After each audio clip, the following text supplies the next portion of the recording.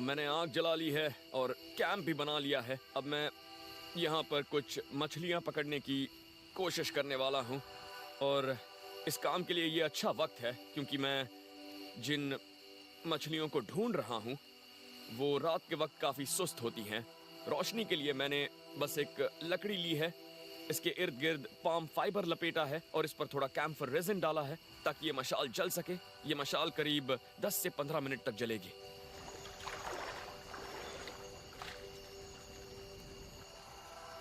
मैंने इस मशाल को पानी के काफी करीब पकड़ा है और श्रिम्प या क्रेफिश ढूंढ रहा हूं। मैंने अपने चाकू को एक लकड़ी पर बेलों से बांध रखा है ताकि अगर कुछ नजर आए तो मैं उस पर वार करूं और फिर उसे पकड़ सकूं।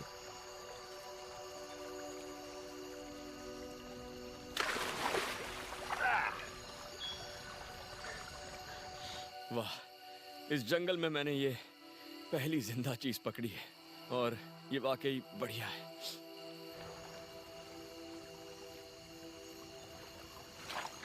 वैसे इन क्रेफिश को बिना चाकू के पकड़ना काफी आसान होता है, बस काश मुझे कोई मछली मिल जाए तो दावत पूरी हो जाएगी।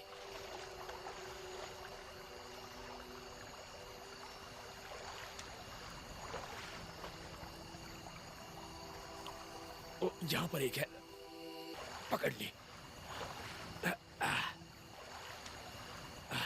अरे वाह, लगता है बात बन गई।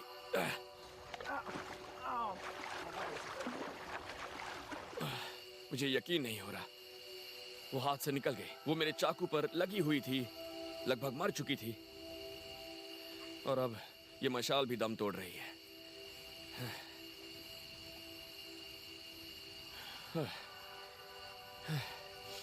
अब मेरे पास 4 क्रेफिश हैं और मेरे खाने का इंतजाम तो हो गया, पर आज दावत नहीं होगी। बस इसे आप मामूली खाना कह सकते हैं, पर मैं इन्हें मशाल बुझने से पहले पकाना चाहूंगा।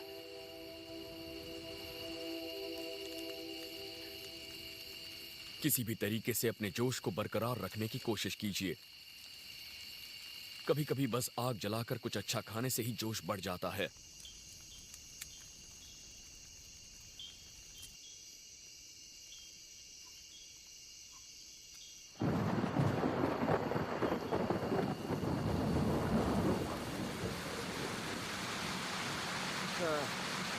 जैसा कि आप देख सकते हैं, पिछले करीब 4 घंटों से बारिश हो रही है और बिजली चमक रही है, बादल गरज रहे हैं। उसके अलावा सब कुछ पूरी तरह से भीग चुका है। ये माहौल आपकी हिम्मत और आपके जोश को हरा सकता है। कैंप ने शुरुआत के कुछ घंटों में मेरा साथ दिया, लेकिन उसके बाद पानी हर कहीं से बरसने लगा।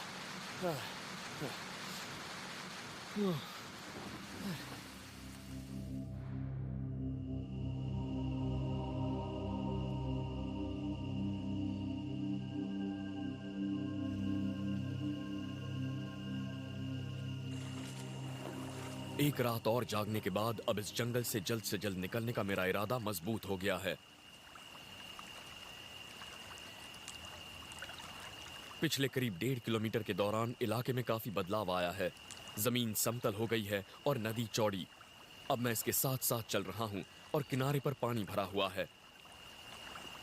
अब मैं एक बहुत ही अच्छी नदी के किनारे पर हूं और शायद यही मुझे इस जंगल से बाहर निकालेगी। अगर मैं धारा के नीचे की तरफ बढ़ने का रास्ता ढूंढ निकालूं तो शायद मैं किसी गांव या बस्ती या समंदर तक पहुंचूंगा और मुझे काफ़ी उम्मीद है कि आज रात मैं किसी गर्म और आरामदेह बिस्तर में सोऊंगा। लेकिन उससे पहले मुझे इस नदी का सफ़र तय करना होगा और ऐसा करने का सबसे तेज़ तरीका है राफ्ट के ज़रिए। तो मैं ऐसा ही करूंगा। मैं एक बहुत ही आसान सा राफ्ट बनाने की कोशिश करूंगा और उसे तैरने में मदद करेगा ये बालसा का पेड़। इससे अक्सर मॉडल्स बनाए जाते हैं क्योंकि ये बहुत हल्का और काटने में आसान होता है। इतना आसान कि मैं बस अपने चाकू और एक पत्थर से ही इसे काट सकता हूँ। लगता है ये पेड़ यहाँ मेरे लिए ही उग रहा था और ये दिखने में बेशक भारी लगता है, पर ये इतना हल्का है कि आपको सुपरमैन जैसा लगता है। और कई दिन बाद मैं खुद को इतना ताकतवर महसूस कर रहा हूँ।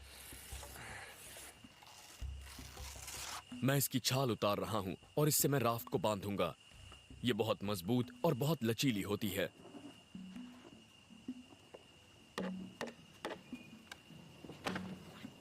काम खत्म करते करते मैं पसीने से नहा चुका हूं। मैं उम्मीद कर रहा हूं कि ये उन चुनौतियों का सामना कर लेगा जो ये नदी मेरे सामने पेश करने वाली है।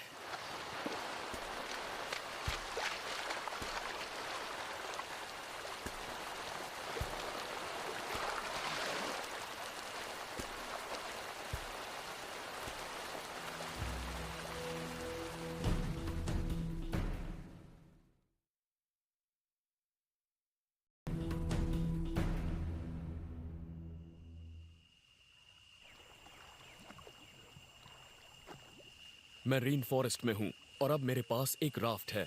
मुझे अंदाजा हो रहा है कि यह तरीका चलने से कहीं ज्यादा तेज है। पेड़ों के नीचे कई दिन बिताने के बाद अब खुले में आकर बहुत राहत मिल रही है।